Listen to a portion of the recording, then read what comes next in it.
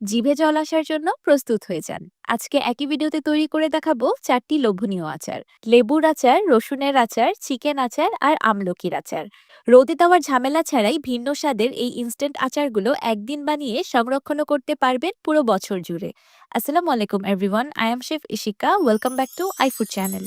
প্রথমেই তৈরি করে দেখাচ্ছি লেবুর আচার। অধিকাংশ মানুষই জানে না লেবু দিয়ে এত মজাদার আচার বানানো যায়। কোনো রকম তেল ব্যবহার করা ছাড়াই ইনস্ট্যান্টলি মাত্র 20 মিনিটে এই লোভনীয় লেবুর আচার বানিয়ে সংরক্ষণ করতে পারবেন বছর জুড়ে। লেবুর আচার বানানোর জন্য আমি প্রথমেই নিয়ে নিয়েছি 1 কেজি বা 10টি লেবু। যেহেতু আমি স্কিন সহ লেবুর আচার বানাবো, তাই লেবুগুলোকে খুব ভালো মতো ধুয়ে পরিষ্কার করে নিয়েছি। এবার লেবুতে দিয়ে দিচ্ছি পরিমাণ মতো উষ্ণ গরম পানি। এতটুকু পরিমাণ পানি দিতে হবে যেন লেবুগুলো পানিতে ডুবে থাকে। সেই সাথে দিয়ে দিলাম 1 টেবিল চামচ লবণ। এবার এই গরম পানিতেই লেবুগুলোকে ভিজিয়ে রাখবো 10 মিনিটের মতো। লেবুগুলোকে 10 মিনিটের মতো লবণ মেশানো উষ্ণ গরম পানিতে ভিজিয়ে রাখলে স্কিনগুলো যেমন পরিষ্কার হবে, তেমনি স্কিনের তিতা ভাবটাও অনেকটাই কমে যাবে। এখন লেবুগুলোকে ছোট ছোট পিস করে কেটে নেব। উপরের আর নিচের অংশটাকে কেটে ফেলে দিচ্ছি। এবার লেবুটাকে ছোট ছোট করে পিস করে নেব। লেবুর আচার বানানোর জন্য চেষ্টা করবেন আমার মতো পাতলা স্কিন যুক্ত লেবু ব্যবহার করার। এই লেবুগুলো দিয়ে কিন্তু লেবুর আচারটা সবচেয়ে বেশি মজাদার হয়। সবগুলো লেবু কাটা হয়ে গিয়েছে, আমি এমন ছোট ছোট করে কেটে নিয়েছি। এবার একটি ব্লেন্ডার জারি দিয়ে লেবুগুলোকে ব্লেন্ড করে নিব।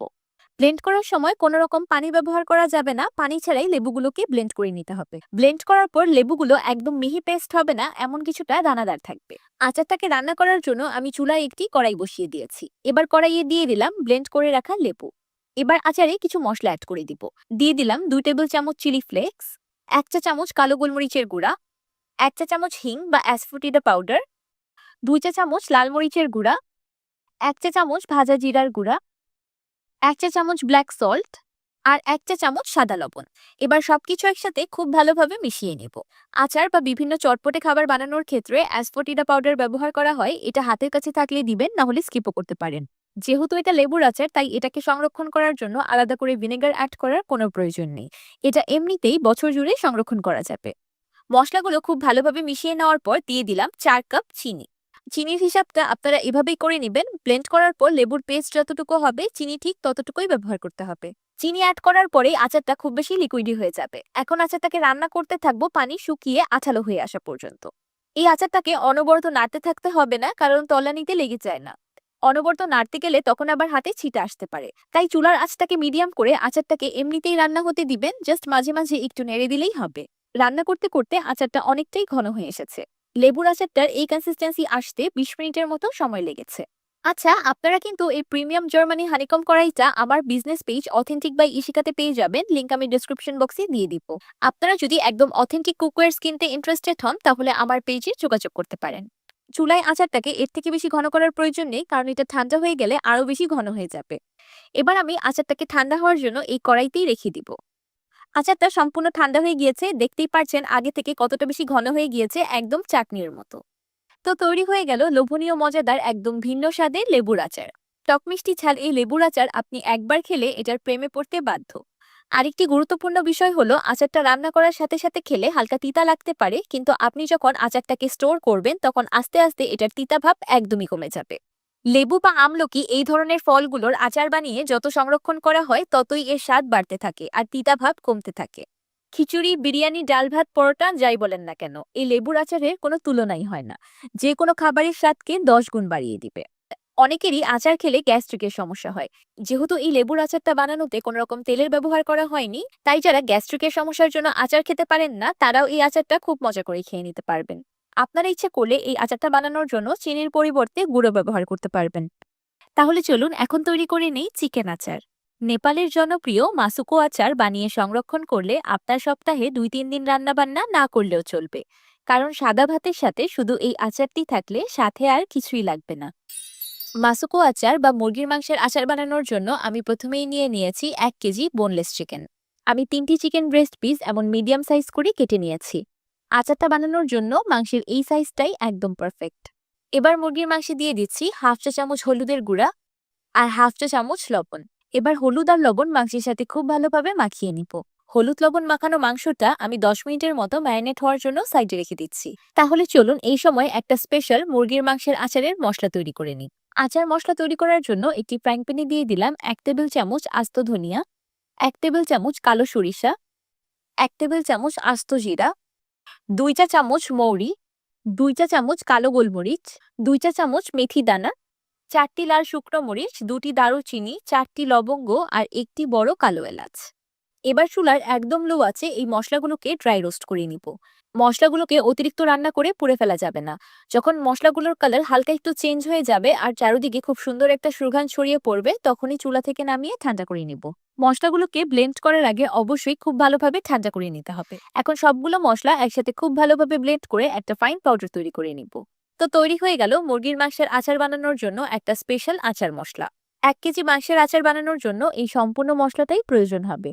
এইদিকে চিকেন পিসেসগুলো খুব ভালোভাবে ম্যারিনেট হয়ে গিয়েছে। এখন এগুলোকে সিদ্ধ করার পালা। ফ্রাইং প্যানটা হালকা গরম হয়ে যাওয়ার পর দিয়ে দিলাম ম্যারিনেট করে রাখা মুরগির মাংস। এবার চুলার হাই ফ্লেমে মাংসগুলোকে উল্টে পাল্টে সিদ্ধ করে নিব। মাংস থেকে যথেষ্ট পরিমাণ পানি বের হবে, এই পানিতেই মাংসগুলো সম্পূর্ণ সিদ্ধ হয়ে যাবে। আলাদা করে পানি অ্যাড করার প্রয়োজন নেই। যখন মাংসের পানিটা সম্পূর্ণ শুকিয়ে গিয়ে এমন শুকনো হয়ে যাবে, তখন এটাকে চুলা থেকে নামিয়ে নিব। এবার একটি কড়াইয়ে দিয়ে দিলাম 1 কাপ সরিষার তেল। আচারের টেস্ট সবচেয়ে ভালো সরিষার তেলেই আসে, তাই চেষ্টা করবেন আচারটা সরিষার তেল দিয়েই তৈরি করার। তেলটা হালকা গরম হয়ে যাওয়ার পর দিয়ে দিলাম আগে থেকে সিদ্ধ করে রাখা মুরগির মাংস। তেলটাকে অতিরিক্ত গরম করে মাংসগুলো দেওয়া যাবে না, তাহলে বাহির থেকে খুব দ্রুত কালার চলে আসবে আর ভিতর থেকে পানিটা ভালোভাবে অ্যাবজর্ব হবে না। এখন চুলার মিডিয়াম আঁচে সময় নিয়ে মাংসগুলোকে ভেজে নেব। মুরগির মাংসগুলোকে আমি একদম লাল লাল করে ভেজে নিয়েছি। দেখতেই পাচ্ছেন কত দারুণ সুন্দর একটা কালার চলে এসেছে। এবার এগুলোকে তেল থেকে তুলে নিলাম। এবার সেই একই তেলে দিয়ে দিচ্ছি 1/2 কাপ রসুন কোয়া।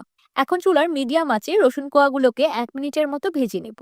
এতে করে রসুনের থেকে খুব দারুণ একটা ফ্লেভার আসবে। রসুনের কোয়াগুলো 1 মিনিটের মতো ভেজে নেওয়ার পর দিয়ে দিচ্ছি 4 টেবিল চামচ আদা রসুন বাটা। এবার আদা রসুন বাটাটাও তেলে 1 মিনিটের মতো ভেজে নেব। এই সময় চুলার আঁচটা লোতে থাকবে, না হলে মশলাগুলো পুড়ে যেতে পারে। আদা রসুন বাটা তেলে 1 মিনিটের মতো ভেজে নেওয়ার পর দিয়ে দিচ্ছি কারি পাতা। এবার কারি পাতাগুলো তেলে 1 মিনিটের মতো ভেজে নিব। অথেন্টিক রেসিপিতে কারি পাতা ব্যবহার করা হয়, তাই আমিও করেছি। এটা হাতের কাছে না পেলে স্কিপ করতে পারেন। এবার দিয়ে দিলাম আগে থেকে তৈরি করে রাখা আচারের মশলা। এবার আচার মশলাটাও তেলে 1 মিনিটের মতো ভেজে নিব। অবশ্যই চুলার লো আঁচে ভাজতে হবে, না হলে মশলাগুলো পুড়ে যাবে। এবার দিয়ে দিচ্ছি আগে থেকে ভেজে রাখা মুরগির মাংস। এবার মুরগির মাংসগুলো আচার মশলার সাথে 2 মিনিটের মতো রান্না করে নেব। এবার দিয়ে দিলাম 1/4 কাপ লাল মরিচের গুঁড়া, 1/4 cup Kashmiri red chili powder আর 1 টেবিল চামচ চিলি ফ্লেক্স। এবার আবারও সবকিছু একসাথে খুব ভালোভাবে মিক্স করে নিব। কাশ্মীরি লাল মরিচের গুঁড়া সাধারণত ঝাল হয় না, এটা রং আর ফ্লেভারের জন্য ব্যবহার করা হয়। এখানে শুধু 1/4 কাপ লাল মরিচের গুঁড়া আর 1 টেবিল চামচ চিলি ফ্লেক্সের ঝালটাই হবে। এবার দিয়ে দিলাম 1 টেবিল চামচ বা স্বাদ মতো লবণ। আচারটা দেখতে অলরেডি কতটা বেশি লোভনীয় লাগছে, তাই না?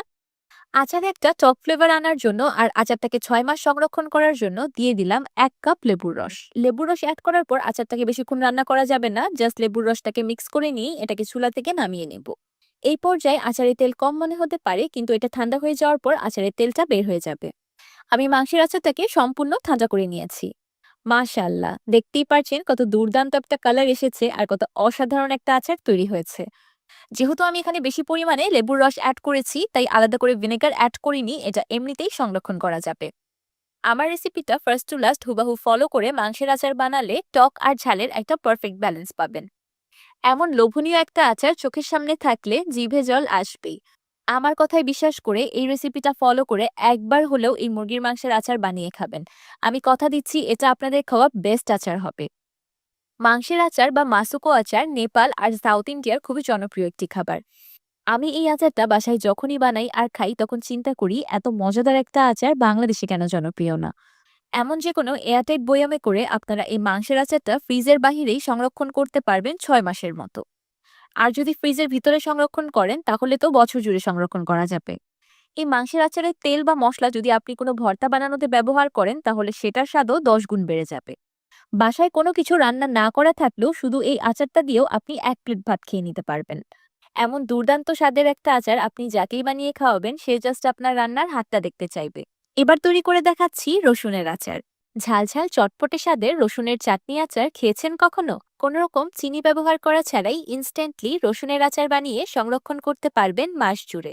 রসুনের চাটনি আচার বানানোর জন্য আমি 50 গ্রাম শুকনো মরিচ 1 ঘন্টা পানিতে ভিজিয়ে রেখেছিলাম। আপনারা ইচ্ছে করলে আগের দিন রাতেও মরিচগুলো ভিজিয়ে রাখতে পারেন। এই 1 ঘন্টায় মরিচগুলো ভিজে অনেকটাই নরম হয়ে গিয়েছে। এবার একটি কড়াইয়ে দিয়ে দিচ্ছি ভিজিয়ে রাখা শুকনো মরিচ আর 4 কাপ বা পরিমাণ মতো পানি। এবার চুলার মিডিয়াম আঁচে মরিচগুলোকে সিদ্ধ করে নিব 20 মিনিটের মতো। 20 মিনিট পর শুকনো মরিচগুলো খুব ভালোভাবে সিদ্ধ হয়ে একদম নরম হয়ে গিয়েছে। এবার মরিচগুলো গরম পানি থেকে তুলে সরাসরি ঠান্ডা পানিতে ট্রান্সফার করে দিলাম। এখন আমি 4-5 বারের মতো পানি চেঞ্জ করে মরিচগুলোকে খুব ভালোভাবে ধুয়ে নিব। এতে করে মরিচগুলোর ঝাল অনেকটাই কমে যাবে। আমি 5 বার পানি চেঞ্জ করে মরিচগুলোকে খুব ভালোভাবে ধুয়ে নিয়েছি। এবার সিদ্ধ করা মরিচগুলো একটি ব্লেন্ডার জারে দিয়ে দিচ্ছি। যেহেতু রসুনের আচার বানাচ্ছি তাই রসুন তো লাগবেই। একটি বাটিতে নিয়ে নিয়েছি 300 গ্রাম রসুনের কোয়া। এবার রসুনের কোয়াগুলো ব্লেন্ডার জারে অ্যাড করে দিলাম। সেই সাথে দিয়ে দিচ্ছি 2টি মিডিয়াম সাইজের টমেটো আর হাফ কাপ পেঁয়াজ কুচি। এবার এই সবকিছু একসাথে খুব ভালোভাবে ব্লেন্ড করে নেব। সবকিছু খুব ভালোভাবে ব্লেন্ড হয়ে একটা স্মুথ পেস্ট তৈরি হয়ে গিয়েছে। এবার একটি প্যানে দিয়ে দিচ্ছি 1 কাপ সরিষার তেল। তেলটা হালকা গরম হয়ে যাওয়ার পর দিয়ে দিলাম রসুনের পেস্ট। এবার চুলার হাই ফ্লেমে আচারটাকে রান্না করতে থাকবো 5 মিনিটের মতো। তাহলে চলুন এই সময়ে রসুনের চাটনি আচারের জন্য একটা স্পেশাল আচার মশলা তৈরি করে নিই। আচার মশলা তৈরি করার জন্য তেমন কিছুই লাগবে না। নিয়ে নিয়েছি 4 টেবিল চামচ আস্ত ধনিয়া, 2 চা চামচ জিরা, 1 টেবিল চামচ হলুদ সরিষা, 1 চা চামচ মেথি আর 2 চা চামচ মৌরি। এবার চুলার লো ফ্লেমে মশলাগুলোকে ড্রাই রোস্ট করে নিব। ভাজতে ভাজতে যখন মশলার রংটা হালকা পরিবর্তন হয়ে যাবে আর চারিদিকে খুব সুন্দর একটা সুঘ্রাণ ছড়িয়ে পড়বে, তখন এটাকে চুলা থেকে নামিয়ে ঠান্ডা করে নিব। মশলাগুলো সম্পূর্ণ ঠান্ডা হয়ে যাওয়ার পর আমি ব্লেন্ডারে ব্লেন্ড করে একটা ফাইন পাউডার তৈরি করে নিয়েছি। এবার আমি সম্পূর্ণ আচার মশলাটাই আচারে অ্যাড করে দিলাম। সেই সাথে দিয়ে দিলাম 1.5 টেবিল চামচ লবণ আর 1 চা চামচ কালো লবণ। কালো লবণটা হাতের কাছে না পেলে স্কিপ করতে পারেন। এবার সবকিছু একসাথে খুব ভালোভাবে মিক্স করে নিব। এখন চুলার একদম লো ফ্লেমে আচারটাকে ঢেকে রান্না করব 20 মিনিটের মতো। মাঝে মাঝে অবশ্যই আচারটাকে নেড়ে দিতে হবে যেন তলানিতে লেগে না যায়। আচারটা যত রান্না হতে থাকবে আচার থেকে তেল ততটাই সেপারেট হয়ে আসবে। 20 মিনিট পর আমার আচার রান্না অলমোস্ট ডান। এবার দিয়ে দিচ্ছি 1/3 কাপ ভিনেগার। এই ভিনেগারটা দেওয়ার ফলে আচারের থেকে হালকা টক একটা ফ্লেভার আসবে আর সেই সাথে আচারটাকে অনেক দিন পর্যন্ত সংরক্ষণ করা যাবে। ভিনেগার আচারের সাথে খুব ভালোভাবে মিক্স করে আচারটাকে আবারও ঢেকে রান্না করব জাস্ট 2 মিনিটের মতো। 2 মিনিট পর তৈরি হয়ে গেল রসুনের চাটনি আচার। এখন আচারটাকে চুলা থেকে নামিয়ে সম্পূর্ণ ঠান্ডা করে নিব। মাশাআল্লাহ, দেখতেই পাচ্ছেন কত দারুণ লোভনীয় একটা আচার তৈরি হয়েছে।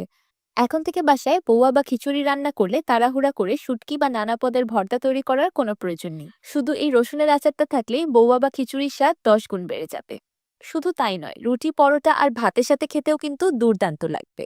যেদিন বাসায় ভালো কিছু রান্না করা হবে না সেদিন আপনি এই রসুনের আচার দিয়েই 1 প্লেট ভাত মন ভরে খেয়ে নিতে পারবেন। এমন যে কোনো এয়ারটাইট কন্টেইনারে করে আপনারা আচারটাকে ফ্রিজের বাহিরেই সংরক্ষণ করতে পারবেন 1 মাসের মতো। মাঝে মাঝে একটু রোদে দিয়ে দিলে আচারটা বেশি দিন ভালো থাকবে। আমার বাসায় তো আমি এই আচারটা বানিয়ে বেশি দিন স্টোর করতে পারি না, খুব দ্রুতই শেষ হয়ে যায়। আমার রেসিপিটা ফলো করে বাসায় একবার হলেও এই রসুনের আচারটা বানিয়ে খাবেন, তারপর আমাকে কমেন্ট করে জানাবেন আপনার কাছে কেমন লাগলো। একদম লাস্টে এবার বানিয়ে দেখাচ্ছি আমলকির আচার।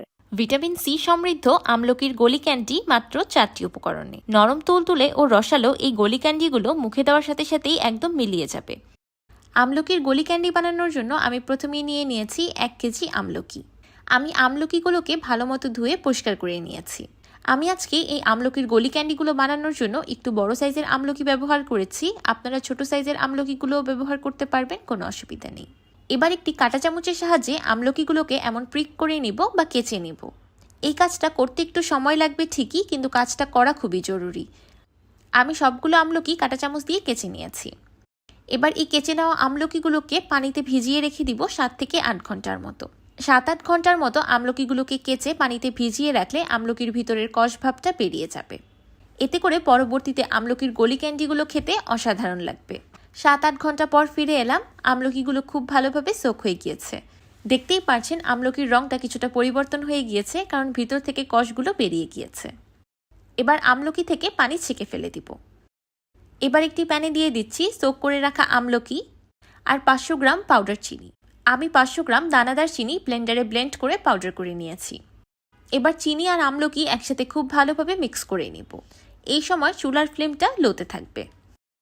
আপনারা ইচ্ছে করলে এখানে চিনির পাউডারের পরিবর্তে মিষ্টি পাউডার বা গুড়ের পাউডারও ব্যবহার করতে পারবেন। এবার চুলার লো হিটে আমলকিগুলোকে ঢেকে রান্না করব চিনিটা সম্পূর্ণ মেল্ট হয়ে যাওয়া পর্যন্ত। দেখতেই পাচ্ছেন চিনিটা খুব ভালোভাবে মেল্ট হয়ে গিয়েছে আর অনেকটা পানিও উঠে এসেছে। এই পর্যায়ে 1 কাপ পানি অ্যাড করে দিব। এবার পানিতে একটি বলক তুলে নিব। এবার এই পানিতেই আমলকিগুলোকে সিদ্ধ করে নিব। আমি চুলার লো ফ্লেমে আমলকিগুলোকে 5 মিনিটের মতো সিদ্ধ করে নিয়েছি। এই পর্যায়ে দিয়ে দিচ্ছি 1 চা চামচের মতো লেবুর রস। এতে করে চিনিটা আর ক্রিস্টালাইজ হতে পারবে না, আর আমলকির গলি ক্যান্ডিগুলো একদম পারফেক্ট হবে। এবার আবারও ঢেকে আমলকিগুলোকে সিদ্ধ করে নিব 10 মিনিটের মতো। এই পর্যায়ে আমলকিতে কিছু মশলা অ্যাড করে নিব। দিয়ে দিলাম 1/2 চা চামচ বিট লবণ, 1/2 চা চামচ আদা গুঁড়া আর 1/2 চা চামচ ব্ল্যাক পেপার পাউডার। আমি এখানে একটা এক্সট্রা চটপটে ফ্লেভার অ্যাড করার জন্য এখানে আদা গুঁড়াটা ব্যবহার করেছি, আপনারা ইচ্ছে করলে এটাকে স্কিপ করতে পারেন। সেই সাথে দিয়ে দিলাম 1/2 চা চামচ বা স্বাদ মতো লবণ আর 2 ফোঁটার মতো অরেঞ্জ ফুড কালার। এখানে ফুড কালারটা অপশনাল, চাইলে একদমই স্কিপ করতে পারেন। এবার আবারও ঢেকে রান্না করতে থাকবো পানিটা সম্পূর্ণ শুকিয়ে আমলকির গলি ক্যান্ডিগুলো পারফেক্টলি কুক হয়ে যাওয়া পর্যন্ত। আমি আরও 15 মিনিটের মতো আমলকিগুলোকে রান্না করে নিয়েছি। দেখতেই পারছেন পানিটা সম্পূর্ণ শুকিয়ে চিনির শিরাটা হালকা ঘন হয়ে এসেছে, আর আমলকিগুলো দেখতে কতটা বেশি গ্লসি অ্যান্ড ট্রান্সপারেন্ট হয়ে গিয়েছে। তার মানে আমলকির গলি ক্যান্ডিগুলো পারফেক্টলি কুকড। চিনির শিরাটাকে এর থেকে বেশি ঘন করা যাবে না, কারণ এটা চুলা থেকে নামানোর পর আরেকটু বেশি ঘন হয়ে যাবে। তো তৈরি হয়ে গেল চটপটে মজাদার ও মশলাদার আমলকির গলি ক্যান্ডি। এই আমলকির গলি ক্যান্ডিগুলো যে খেতে কতটা বেশি মজাদার সেটা বলে বোঝানোর মতো না। যে আমলকি পছন্দ করে না সেও এটা এত মজা করে খাবে যে মনে হবে তার পছন্দের একটি ফল। অনেকেই আমলকি খেতে চান না এটা তেতো বা কষ ভাবের জন্য, তারা এইভাবে আমলকির গলি ক্যান্ডি বানিয়ে খেতে পারেন, কারণ আমলকিতে আছে প্রচুর পরিমাণ ভিটামিন সি, যেটা আমাদের ত্বকের জন্য আর শরীরের জন্য খুব বেশি ভালো। চুলা থেকে নামানোর সাথে সাথে গলি ক্যান্ডিগুলো খেলে হালকা তেতো লাগতে পারে, কিন্তু এটা যতদিন রেখে দিবেন আর যত সময় যেতে থাকবে এটার তেতো ভাবটা ততই কমে আসবে আর খেতে মিষ্টি লাগবে। এবার আমি একটি গলি ক্যান্ডি ভেঙে দেখাচ্ছি যে কতটা বেশি সফট হয়েছে। দেখতেই পাচ্ছেন এতটা বেশি সফট যে ধরার আগেই একদম গলে যাচ্ছে। আপনারা এই গলি ক্যান্ডিগুলো একদিন বানিয়ে যে কোনো এয়ারটাইট কন্টেইনারে করে সংরক্ষণ করতে পারবেন 1 বছর পর্যন্ত। এই আমলকির গলি ক্যান্ডিগুলো নর্মাল রুম তাপমাত্রায় সংরক্ষণ করা যাবে, ফ্রিজে রাখার প্রয়োজন হয় না। তারপরও আপনারা চাইলে রাখতে পারেন। আমি তো আমার আমলকির গলি ক্যান্ডি তৈরি করে সংরক্ষণ করে ফেললাম, এটা এখন আমি বছর জুড়ে উপভোগ করতে পারবো। তাহলে এখন আপনাদের পালা, আপনারাও তৈরি করে ফেলুন।